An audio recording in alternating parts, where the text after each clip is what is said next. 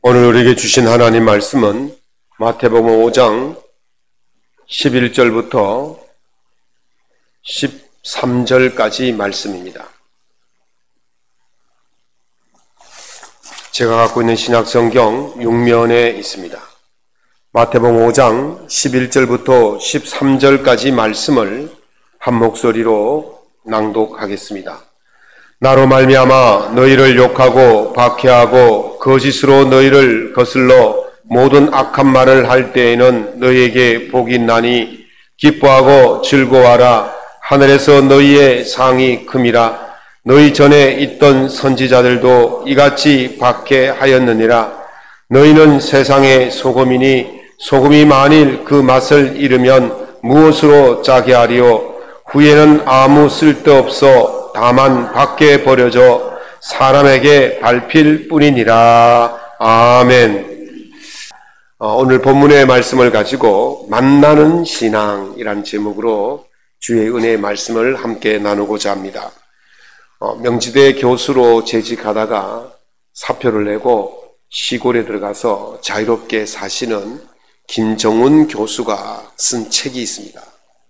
그 책 제목을 제가 소개를 못하는데요, 오해를 할까봐 책 제목은 소개를 못하고 일단 그 책 속에 나온 이야기를 제가 소개합니다. 그분이 그곳에서 말하기를 행복하고 싶다면 행복을 구체적으로 정의할 수 있어야 한다 그랬습니다. 자신이 좋아하는 것을 구체적으로 느낄 수 있도록 설명할 수 있으면 그것이 바로 행복해질 수 있다 그렇게 말합니다. 행복을 구체적으로 경험하고 반복할 수 있는 방식으로 설명할 수 있는 것을 조작적 정의다 그렇게 말합니다. 쉽게 말하면요, 행복을 조작해야 한다는 것입니다. 어떤 행동을 했더니 행복해집니다. 그러면 그 행동을 계속해서 반복적으로 함으로 인해서 행복을 증폭시켜 나가는 것. 쉽게 말하면 어떤 결과를 만들기 위해서 어떤 행동을 인위적으로 증가시키거나 감소시키는 것을 조작적 정의다 그렇게 말하는 거예요. 쉽게 말하면 행복을 조작해야 된다는 거예요. 그냥 가만히 있으면 행복해지지 않고 행복하려고 인위적으로 노력을 하면 행복해질 수가 있다는 것입니다. 노벨 경제학상을 받은 프린스턴 대학의 다니엘 카니만 교수가 행복에 대한 정의를 이렇게 말했습니다. 행복이란 하루 중 기분 좋은 시간이 얼마나 되는가에 의해 결정된다 그랬어요. 기분 좋은 시간이 하루 중 많으면 행복하고 기분 좋은 시간이 적으면 불행하다는 것입니다. 바꾸고 말하면 재미나는 시간이 하루 중 많으면 행복하고 재미나는 시간이 하루 중 적으면 불행하다는 것입니다. 여러분, 사는 게 재미있습니까? 대답을 안 하시네. 사는 게 힘들죠? 사는 게 힘들 거예요. 그러나 오늘 하루 중에 사는 것이 재미나고 재미있다면 그 사람은 행복한 사람이고, 오늘 살아가는데 그 재미있는 시간이 짧다면 그 사람은 불행한 사람입니다. 요즘 100세 시대라고 말하지 않습니까? 이 100년을 날짜로 바꿨어요. 일수로 계산해 보니까 36,500일을 사는 것 같더라고요. 그런데 이 36,500일을 사는 동안 여러분들 얼마나 많은 재미를 느끼면서 행복해 하면서 삽니까? 어떤 사람은 하루하루가 재미있어서 정말 행복하게 사는 사람이 있는가 반면에 어떤 사람은 하루하루가 지루해서 참 견디지 못하는 사람이 있습니다. 어떤 사람은 죽지 못해서 산다 그렇게 말합니다. 그러니까 그 재미가 없으니까 그래요. 재미가. 신앙생활도 마찬가지입니다. 어떤 사람은 신앙생활을 재미나게 하는 반면에 어떤 사람은 신앙생활을 지루하게 하는 사람도 있습니다. 같은 날, 같은 시각, 같은 자리에 앉아있지만 어떤 사람은 재미있어하고 어떤 사람은 지루하게 생각하는 거예요. TV를 봐도 예전에는요, 젊을 때는 뭐 개그 콘서트라든지 뭐 개그맨이 나오는 TV를 보면 참 재미있었어요. 그런데 요즘은 그 봐도 저걸 왜 웃지? 저게 무슨 웃을거리야? 그런 생각이 들더라고요. 죄송한 이야기지만 저도 진짜 나이가 좀 들은 것 같아요. 젊은 세대하고 이 느끼는 점이 다른 것 같습니다. 왜 우리가 신앙생활 하면서 살아가면서 재미를 느끼지 못합니까? 재미가 무엇인지를 알지 못하기 때문에 그렇습니다. 재미있는 것을 찾지 못했기 때문에 그렇습니다. 신앙생활을 왜 하는지, 신앙생활을 무엇을 위해서 하는지 모르기 때문에 재미가 없는 것입니다. 그래서 흔히들 하는 말이 아는 만큼 보인다 그래요. 아는 만큼 보이는 거예요. 아는 만큼 들리는 것입니다. 그 역사 속의 역사라는 책이 있는데요. 거기에 보니까 에드워드 H. 카라라는 교수의 그 역사란 무엇인가라는 책을 비평해 놓은 내용이 나오더라고요. 저도 이 역사란 무엇인가 책을 읽어보았는데요. 참 난해한 책입니다. 거기서 이렇게 말합니다. 이 책은 방대한 정보를 압축해서 전달한다. 책 전체가 정보를 압축한 문장으로 넘쳐나기 때문에 배경 지식과 독해 능력이 부족하면 중도에서 포기하고 만다 그랬어요. 무슨 말이냐면요. 제가 책을 읽어보니까 거기에는 역사, 철학, 또 무슨 사건 이런 것들을 설명해 놓은 것이 아니고 그냥 어떤 역사, 어떤 사건, 어떤 철학적 이야기, 어떤 그런 이야기들을 단편적으로 그냥 단어적으로만 쭉 설명을 해놨어요.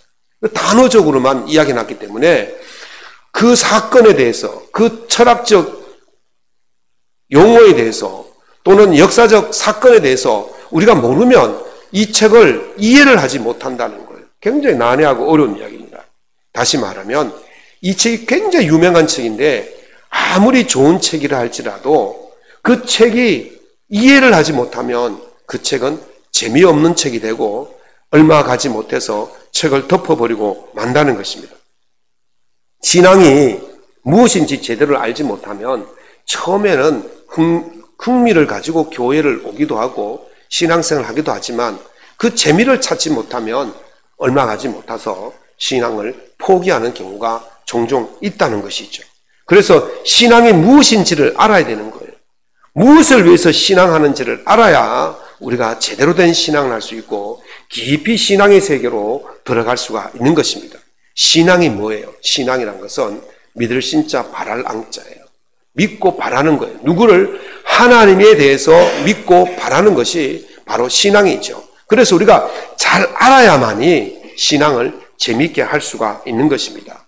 오늘 본문을 통해서 우리의 신앙이 재미나는 신앙인지 재미없는 신앙인지를 점검해 보려고 합니다.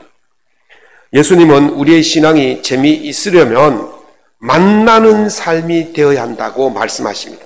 오늘 이 말씀으로 만나는 신앙 생활을 통해서 재미나는 신앙, 재미나는 삶을 살아갈 수 있기를 예수님 이름으로 축원합니다. 자, 만나는 신앙이 되기 위해서는 먼저 이 맛을 내려면 맛을 자신이 가지고 있어야 됩니다. 예수님께서 제자들을 향하여서 너희는 세상의 소금이다 말씀하셨어요. 소금을요, 한자로 쓰면요, 힐소자의 세금자입니다. 흰금이란 뜻이에요. 금이에요. 소금이 금이에요. 그러니까 얼마나 귀합니까? 세상에서 제자들, 세상에서 예수 믿는 사람들은 이 금처럼 이렇게 귀하다는 것을 말씀하십니다. 그러나 그 뒤에 이렇게 말씀하시죠. 소금이 그 맛을 잃어버리면 무엇으로 짜게 하리요? 소금의 기능이 여러 가지가 있지만 가장 기본적인 기능이 무엇입니까? 짠맛입니다. 짠맛. 그 짠맛을 잃어버린 소금 보신 적이 있습니까? 소금은 소금인데 짠맛이 안 나는 소금 보신 적이 있어요? 소금을요, 대하, 큰 새우를 구울 때 어떻게 합니까? 소금 구워야죠. 소금 밑에 깔고 이렇게 놓고 구우면 참 맛있습니다. 그런데 그렇게 해도 소금이요, 불에 데워도 볶아도 소금은 소금 맛이 납니다. 그런데 오늘 주님께서 소금이 짠맛을 잃어버렸다고 말씀하십니다. 짠맛을 잃어버린 소금을 보신 적 있습니까? 아무리 찾아봐도 짠맛 이런 소금을 본 적이 없어요. 이 문장을 이해하려면요, 그 소금이 생산되는 곳을 알아야 됩니다. 소금을 크게 이제 세 가지로 나눕니다. 하나는 암염이라 그래서 그 땅에서 캐는 소금이에요. 바위 암자, 소금 염자를 써서 땅에서 나는 소금을 암염이라 그래요. 두 번째는 천일염이죠. 바닷물을 가두어서 증발시키고 남는 그 소금, 그걸 천일염이라 그래요. 세 번째는 공장에서 만드는 소금이 있어요. 그걸 정제염이라고 그렇게 말하죠. 근데 오늘 주님께서 말씀하신 이 소금은 암염입니다. 암염. 제가 이제 그 사해를 가본 적이 있습니다. 사해 옆에 가니까 그 롯의 아내의 소금 기둥이다, 아내의 모습이다 하면서 보여준 소금 기둥이 있더라고요. 그 롯이 왜 소금 기둥이 되었는지 성경에 나와 있잖아요. 하나님께서 소돔과 고모라를 멸망시키실 때에 이 롯의 가정을 불쌍히 여기셔서 이 탈출을 시킵니다. 탈출시킬 때에 절대로 뒤돌아보지 말라고 그랬죠. 그런데 이 롯의 아내가 여리고성이, 고모라성이, 소돔과 고모라성이 궁금해졌어요. 불과 유황으로 떨어지는 그 모습이 궁금했던지, 아니면 자기가 두고 온 재산이 궁금했던지, 궁금해서 뒤를 돌아보는 그 순간에 소금 기둥이 되었어요. 그래서 가이드가 저 기둥이 바로 롯의 기둥입니다 라고 가르쳐 주더라고요. 그래서 거기서 이제 그 가이드가 돌을 하나 집어가지고 저에게 주면서 맛을 보라는 거예요. 그래서 맛을 봤죠. 그래 짜더라고요. 이 천지가 다 이렇다는 거예요. 돌이고 흙이고 다 짜다는 거예요. 그래서 그걸 사람들이 가지고 가서 물에 담궈두면 그 돌이나 흙에서 짠맛이 흘러나와가지고 소금물이 된다는 거예요. 그래서 그것을 이제 사용하는 거죠. 바로 지금 그 말을 하고 있는 거예요. 그런데 이 돌과 흙을 계속해서 물에 10번, 20번 담그면 어떻게 되겠습니까? 돌과 흙에 있는 소금기가 싹 빠져나오면서 이 돌과 흙에 소금기가 없는 거예요. 짠맛을 잃어버리는 거죠. 그러면 사람들이 이것을 밖에다 버리는 거예요. 지금 그 말씀을 하고 계시는 거예요. 소금이 짠맛을 잃었다는 것은 바로 소금기가 다 빠졌다는 것입니다. 그래서 예수님께서 그 후에 아무 쓸데없어 다만 밖에 버려져 발에 밟히게 된다라는 말씀을 지금 하고 계시는 것입니다. 예수님께서 여기서 강조하신 것은요, 그리스도인의 정체성을 말합니다. 소금의 맛을 잃어버리면 밖에 버려져 밟히는 것처럼 그리스도인이 그리스도인의 정체성을 잃어버리면 쓸모가 없다는 거예요. 성도가 성도로서의 정체성을 잃어버리는 이유가 무엇입니까? 예수님께서 4가지 밭의 비유를 말씀하셨지 않습니까? 첫 번째가 길가에 떨어진 씨앗, 두 번째가 뭡니까? 돌짝밭에 떨어진 씨앗, 세 번째가 가시덤불, 네 번째가 옥토라 그랬어요. 여기서 3가지 밭이 뭡니까? 길가는 우리의 불신앙입니다. 돌밭은 환난입니다. 또 세 번째 가시덤불은 근심, 염려 이런 것들입니다. 결국 우리 신앙생활 할 때 우리를 흔들어 버리고 정체성을 잃어버리게 하는 것들은 바로 이렇게 불신앙이라든지 근심이라든지 환난이라든지 이런 것들 때문에 우리가 정체성을 잃어버리게 된다는 것이죠. 그래서 우리 신앙할 때에 소금덩어리가 우리가 신앙할 때에 우리 이런 여러 가지 세상적인 것들을 때문에 우리가 흔들릴 수도 있다는 거예요. 그러나 자, 소금을 보십시오. 소금을 물에 담그었어요. 녹았어요. 끝입니까? 소금 흙덩이가 녹았습니다. 소금기가 빠져나와서 소금물이 되었어요. 맹물을 소금물로 만드는 거예요. 비록 우리가 세상에서 환난을 당하지만 우리가 신앙의 정체성을 잃어버리지 않는다면 세상 속으로 들어가서 우리는 비록 녹지만 세상을 소금물로 바꾸는 힘이 있다는 거예요. 그러므로 우리가 그 정체성을 잃어버리지 않을 때에 세상을 바꾸는 능력을 발휘할 수 있게 되는 것입니다. 상상을 한번 해보십시오. 여러분이 속한 가정이, 여러분이 속한 직장이 여러분이 속한 사회가, 여러분이 속한 공동체가 여러분들 때문에, 여러분들이 만나는 그 맛 때문에 세상이 바뀌어진다고 생각해 보십시오. 세상이 만나는 세상이 된다고 생각해 보십시오.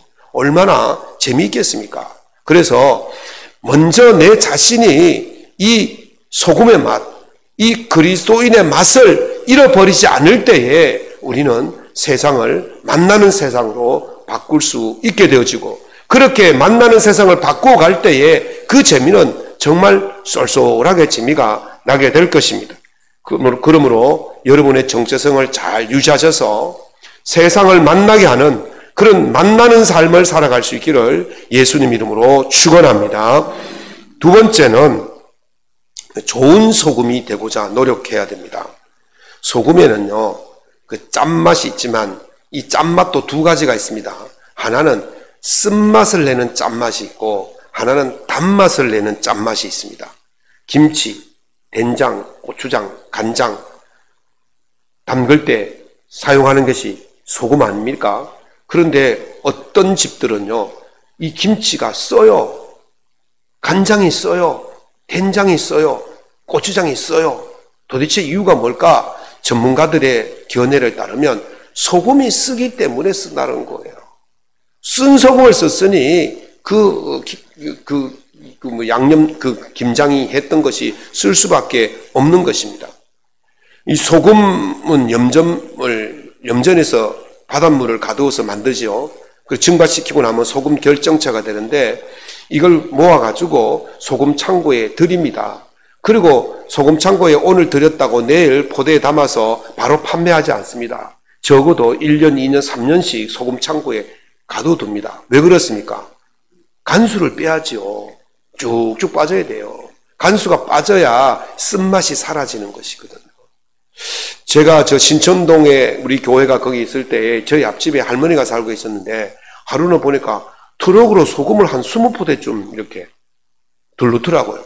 할머니 혼자 사시니까 제가 소금을 도와서 소금을 그 집안에 통풍이 잘 되는 곳에, 그늘진 곳에 넣어드렸죠. 그리고 잊어버렸어요. 1년이 지났는데 할머니가 소금 한 포대를 들고 왔어요. 목사님, 왜 그러세요? 그러니까 아이고, 목사님 지난번에 소금을 저희 집에 운반해 주셔서 고마워서 소금 포대를 들고 왔다는 거예요. 아니 1년 전의 일인데 왜 이제 와서 인사합니까? 그러니까 이 소금이요, 그냥 갖다 쓰면 맛이 없고 간수를 빼야 된다는 거예요. 그래서 1년 동안 간수를 빼고 나서 좀 맛있었을 것 같아서 가지고 왔다는 거예요. 그러니까 이미 판매되면서 한 2, 3년 정도 간수가 빠지고 집에서 1년 동안 보관을 했으니까 이제 간수가 충분히 빠지고 맛있을 거라고. 그래서 우리 교회에서 그 소금으로 한 1년 동안 맛있게 식사를 준비한 적이 있죠. 소금을요, 간수를 빼지 않으면요, 써서 먹지를 못한다는 거예요. 그래서 소금을요, 이 오래 두는 이유가 숙성시켜야 제맛이 난다는 것입니다. 그러나 이 숙성 시간이 너무 오래 걸리기 때문에 공장에서 뭘 만듭니까? 화학작용을 해서 소금을 만들어내요. 그 소금에 진짜 들어있는 무기질, 알칼리성, 이런 좋은 그런 것들은 다 빠지고 말이죠. 그냥 화학약품만 나오는 거예요. 나트륨 덩어리만 주는 것이죠. 짠맛 나는 가짜 소금입니다. 숙성이 없으면 쓴맛만 나고 숙성이 없으면 화학 덩어리가 될 수밖에 없는 것이죠. 제가 지난 여름 휴가 때에 전라북도 순창을 가본 적이 있습니다. 순창이 뭐가 유명합니까? 순창 고추장이 유명해요. 그래서 순창 전통 민속 마을에 가봤더니 집집마다 이런 막 큰 단지들이 수십 개, 수백 개씩 그렇게 막 있더라고요. 그 안에 뭐가 들었겠습니까? 고추장이 들었어요. 고추장을 만들어서 이분들이 당장 파는 게 아니고 최하 8개월 정도 숙성을 시킨 다음에 고추장을 판매를 한다는 거예요.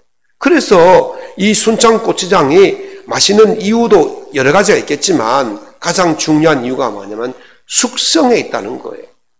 1925년 최영련이라는 사람이 쓴 해동축지라는 책에 보니까 순창 고추장에 대해서 평가하기를 순창에서 생산하는 것이 최고라.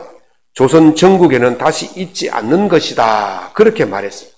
그래서 순창 고추장에 여러 가지 재료가 들어가겠지만 가장 중요한 거는 숙성이에요, 숙성. 순창 군수가 오늘 저에게 표창을 좀 해줘야 되겠네요. 제 순창을 이렇게 홍보를 많이 하는데. 어쨌든 그 숙성의 기간이 있었기 때문에 맛있게 되었다는 거예요. 신앙도 마찬가지입니다. 신앙도 숙성하는 시간이 있어요. 숙성하는 시간이 없으면요, 그거는요, 맛만 내는 소스예요, 소스. 어느 분이 공장에서 나오는 고추장을 가리켜서 고추장 맛 소스라고 그렇게 말합니다. 맛만 나는 거 있잖아요. 향만 나는 거. 네? 신앙도 마찬가지예요. 숙성이 없으면 겉은요, 그런 것 같은데 그냥 맛만 나고 그냥 향만 나는 신앙이 될 수밖에 없는 것입니다. 숙성을 거치지 않으면 나쁜 것이 빠져나갈 수가 없어요. 숙성을 거치지 않으면 좋은 맛이 들 수가 없는 것입니다. 그래서 숙성하는 것이 굉장히 중요합니다. 신앙의 숙성이 필요한 이유가 여기 있습니다. 아브라함이 25년 동안 숙성했어요. 하나님의 약속을 받고 당장에 이루어진 것이 아니라 25년의 시간이 걸린 다음에 그 약속을 받은 것입니다. 요셉은요, 20년의 숙성의 시간이 있었습니다. 또 요셉은 13년의 숙성의 시간이 있고 야곱은 20년의 숙성의 시간이 있었습니다. 모세는 40년의 숙성의 시간이 있었습니다. 다윗은 10년의 숙성의 시간이 있었습니다. 다윗이 10년의 숙성의 시간을 거친 다음에 왕이 되었지 않습니까? 그래서 그가 하나님을 떠나지 않은 이유가 바로 거기 있는 거예요. 오랜 기간 동안 숙성되면서 진정한 신앙이 무엇인지, 믿음이 무엇인지를 발견했기 때문에 하나님을 떠나지 않은 것이죠. 그런데 그 다윗의 아들 솔로몬은 왕이 되었잖아요. 왕이 되었는데 바로 이런 숙성의 시간이 없어요. 다윗은 몸으로 체험했어요. 삶에서 그 하나님을 체험해서 그 기간을 가졌지만은 솔로몬은 왕자였기 때문에 그냥 배운 것이 전부예요. 학습신앙이에요. 체험신앙이 아니고 학습신앙인 거죠. 그랬더니 이 솔로몬에게 뭐가 안 빠졌습니까? 쓴물이 안 빠진 거예요. 결국 처음에는 참 잘하는 것 같이 보이다가 결국 나중에는 이 이스라엘 전체에게 이 쓴물의 영향을 끼쳐가지고 우상의 나라로 만들어버리고 결국 후대에게 분열되는 나라를 넘겨주는 그런 비극의 왕이 될 수밖에 없었던 것입니다. 숙성의 시간이 없기 때문에 그렇습니다. 마태복음 5장 11절의 말씀은 신앙의 숙성이 되어가는 과정을 말씀하고 있습니다. 나로 말미암아 너희를 욕하고 박해하고 거짓으로 너희를 거슬러 모든 악한 말을 할 때에는 너희에게 복이 있다. 예수님을 위해서 고난받는 것이 바로 신앙의 숙성의 시간입니다. 예수님 때문에 참는 것이 바로 신앙의 숙성의 시간이에요. 그래서 그렇게 신앙의 숙성의 시간을 거치면 어떤 성품으로 바뀌느냐? 그게 바로 마태복음 5장 3절부터 나오는 10절까지 나오는 팔복의 말씀이에요. 어떤 성품이 됩니까? 처음에 뭡니까? 심령이 가난해지는 성품으로 바뀌는 거예요. 그 다음에 뭡니까? 애통하는 성품으로 바뀌는 거예요. 의에 줄이고 목마른 성품, 긍휼히 여기는 성품, 마음이 청결한 성품, 합평케 하는 성품, 의를 위하여 핍박을 견디는 성품으로 바뀌게 되는 것입니다.